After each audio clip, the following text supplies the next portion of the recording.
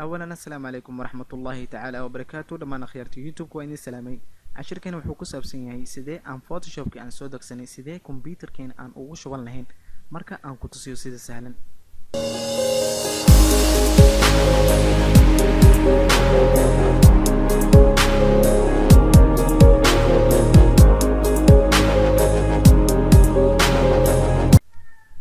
kadibna faylkii aad extract aad ku samaysay ayaad tagaysaa marka aad tagto open ayaad leedahay kadibna markaad open aad dhahdo kadibna meeshaan sida sadabka aad ugu jeedo kadibna waxaad leedahay right click kadibna open ayaad leedahay markaad adiga hadda aad open dhahdo kadibna waxaad sii leedahay yes ayaad ku dhufanaysaa markaad ku dhufato wax yar wuu israadinayaa kadibna wuxuu hadda bilaabayaa installationki wuu israadinayaa loading ayuu isku wadaa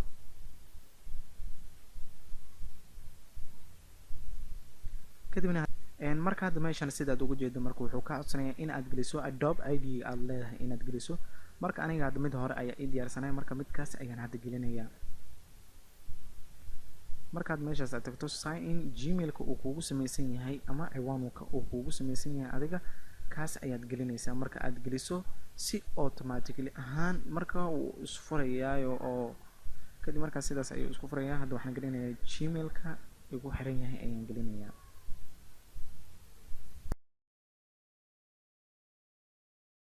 miyaad kusii samaysanaysaa aad ku xiraysaa kadibna waxaan ka leeyahay meeshan escape ayaad leedahay meeshan hadda sidaad ugu jeedo marka wuxuu ku leeyahay install photoshop cc 2017 marka sidaad ugu jeedo meeshan waxaad leedahay continue ayaad sii leedahay marka meeshan hadda sidaad ugu jeedo marka hadda meeshaasi kore number 1 ayuu ka bilaabayaa marka installationka ayuu wadayaa number 3 sidaas ayuu u wadayaa marka xoogaa yar aan sugno asaga marka waqti badan kama qaadanayo waqtiga macnaha adiga hadii u badato 10 minute kaliya ayuu ka qaadanayaa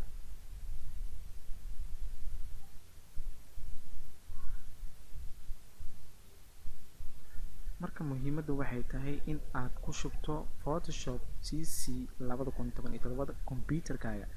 marka waxaa laga maarmaanaya inaad sameyso waxa loo yaqaano Adobe ID inaad sameyso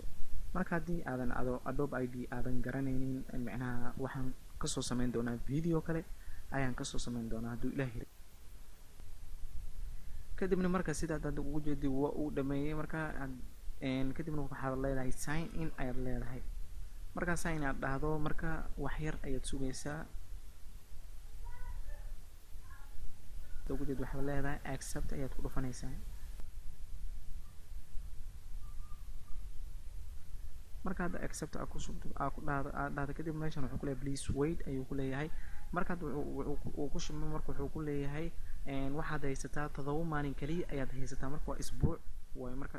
kadibna waxaad leedahay start tutorial ayaad ku dhufanaysaa meeshaas ayaad ku dhufanaysaa kadibna adiga license-ga ma haysid marka sidaan hadda aan kugu sheegay marka waxaad ka soo dhoola-gareysanaysaa mar walba Photoshop-ka crackiis waxaad ka soo dhoola-gareysanaysaa Adobe ID waxaad ka soo dhoola-meegaha ayaad ka soo dhoola-gareysanaysaa sorry kadibna accept ayaad leedahay mar labaad kadibna hadda Photoshop-ka sida aad ugu jeedo meeshani wuu isu soo kicinayaa adiga marka wax yar ayuu qaadanayaa intuu iska soo kicinayo Photoshop-ka kadibna hadda sidaad ugu jeedo meeshan Photoshop waa uu furmay wuu u shaqeynayaa kadib hadda installationki ayuu wali isku wada marka uu isa saxnaa marka wuxuu ku leeyahay 7 days kaliya ayaad haysataa kadibna waxaad ku dhufanaysaa start new ayaa ku dhufanaysaa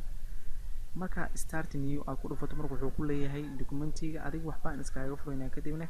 create ayaad leedahay kadibna markaa create aad dhahdo kadib meeshan sidaad ugu jeedo waa kana Photoshop waa uu furmay kadibna meeshan help ayaad ka dayaysaa kadibna meeshan wax uu kala gareysan yahay malahan marka sidaa meeshan ugu jeedo kadibna waa ka soo bixaysaa kadibna cracka Photoshop-ki ayaad galaysaa kadibna waxaad leedahay extract ayaad leedahay kadibna meeshan password-ka ku wareerin marka waxa waaye